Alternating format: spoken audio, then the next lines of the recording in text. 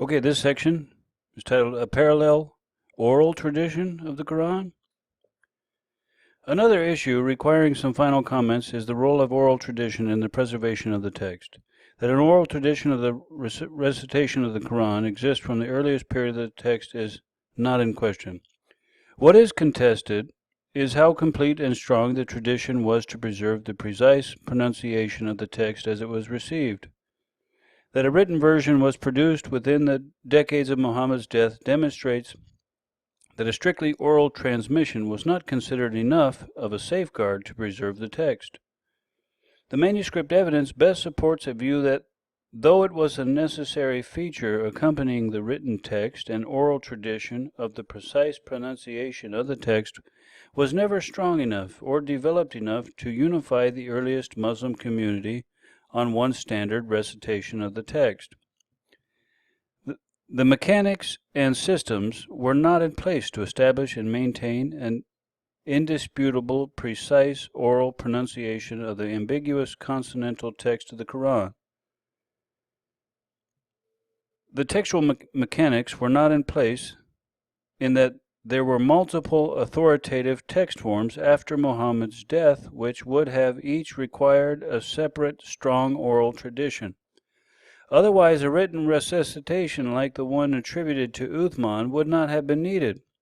Uthman's collection, in being an exercise of written variety of the text, was also as much deliberate effort to limit oral recitation to a single written version of the text.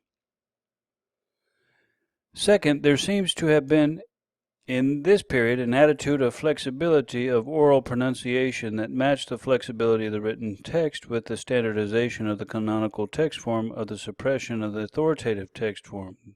The oral traditions for those text forms would have also been suppressed or conformed to the new standard. Also, though this early standardization of the consonantal text did provide a basis of unity that still exists in Islam, it was not precise enough to prevent the development of rival recitation systems, even if its own consonantal text, nor did it completely displace the use of different recitation systems based on other forms of consonantal text attributed to other companions of Muhammad, which can be viewed as competing authoritative text forms. The most comprehensive explanation of the complexity of the records of textual variants and the companions' collections is that a historical situation of competing recital and written versions of the Quran did in fact exist. If these variant versions were real, then the oral tradition was not strong enough to keep them completely in check. Then, after the canonical text form was in place, there was a degree of flexibility allowing concerning its precise pointing and pronunciation that grew into multiplicity of recitation systems that were being practiced 250 years later when Ibn Masud found it necessary to try to limit them to 7. Some of these other systems were possibly tied to authoritative text forms that preceded the canonical one, but most of them seem to have been based on different ways of applying diacritical and vocalization marks to the canonical consonantal text form.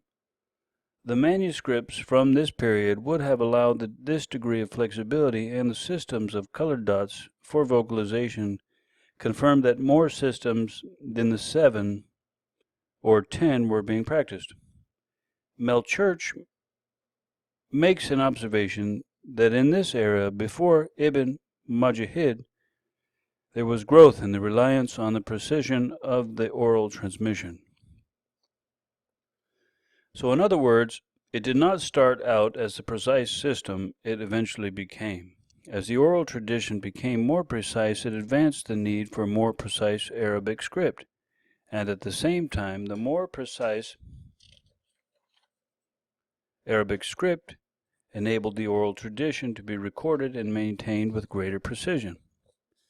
This oral transmission is not a separate parallel transmission that has been kept separate and pristine from the written transmission through the Quranic history. Rather, the various oral recitation systems have always arisen from the written text and ambiguities allowed by its basic consonantal form. Arguments that this entire edifice is a pious fabrication cannot be maintained in that there are manuscripts that preserve discernible features of distinctive readings of the Quran. Also, there is a conspicuous lack of evidence of the survival of one form of resuscitation with a strong written and oral pedigree traced directly back to Muhammad, which, if it ever existed, would have commanded a high degree of use and allegiance. Though political and religious motives may have been sufficient reasons for people to abuse a system and create resuscitations that served their sectarian purposes, these are not sufficient reasons to cause the creation of an entire edifice of reading systems in the first place. More sufficient reasons are at hand, with the defective character of the Arabic script and the transition from an oral literary environmental to one that operated according to the conventions of the written literature. Though the colored dot systems do give an indication that some of these resuscitation systems may have existed earlier, they do not present the short vowels with the precision required to record and transmit a complete reading system. The chains of names of transmitters of these systems are also not enough of a guarantee of the precise pronunciation of these systems. The growth represented by the development of the 8 eventual versions of each of the 10 resuscitation systems occur when the script was developed enough to contain and preserve a precise recitation of the text. If there was this amount of flexibility and growth with such a system in place, there could have been no guarantee strong enough to prevent similar growth of reading systems before such a system was invented.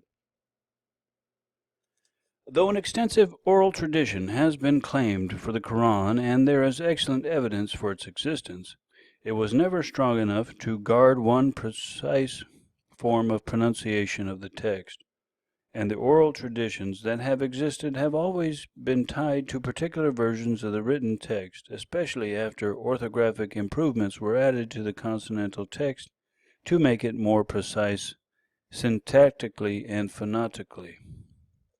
Okay, the next section, titled A Copiced Transmission. A picture from forestry provides a useful illustration for the Quran's textual history. Copicing is a practice where certain kinds of small trees are regularly pruned back to the stumps so they can grow again and provide a steady supply of material for crafts, building, and firewood. The Quran in its earliest period was like many small trees sprouting from the same root, like a cluster of oak sprouts from a buried hoard of acorns. From these sprouts a few grew into authoritative text forms of the companions' collections. They were many trunks sharing the same root of material planted within Muhammad's lifetime. At Muhammad's death, these trunks became independent trees, still sharing the same root system.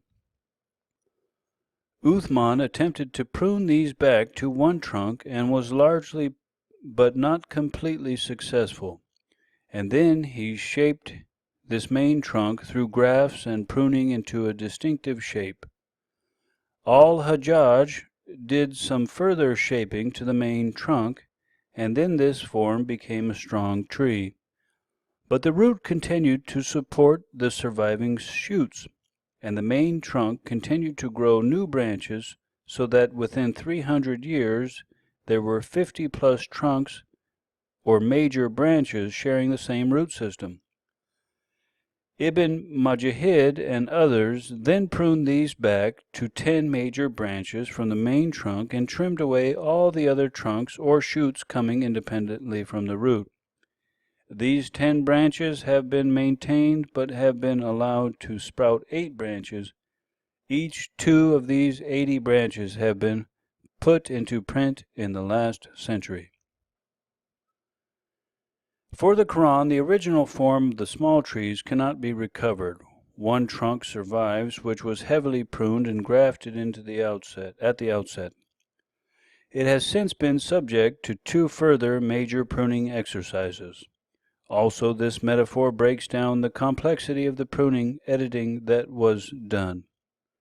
The earliest canonical text form that can be recovered is a consonantal text in its basic outline without diacritical dots and vocalization marks. The set of patterns of diacritics and precise vocalization of the short vowels are later interpretative text forms. They were not fixed until the 10th century, when Ibn Mujahid legitimized the 7 reading systems. The 2 forms of the text in print today are interpretative text forms of the 2 of the 7 readings. These 2 text forms might date back to before the time of Ibn Mujahid to the lives of Hafs from 796 AD and Warsh 812 AD. But this cannot be confirmed by manuscripts of those early dates. Instead, we have only the indirect testimony from later tradition that the oral versions attributed to them started within their lifetimes.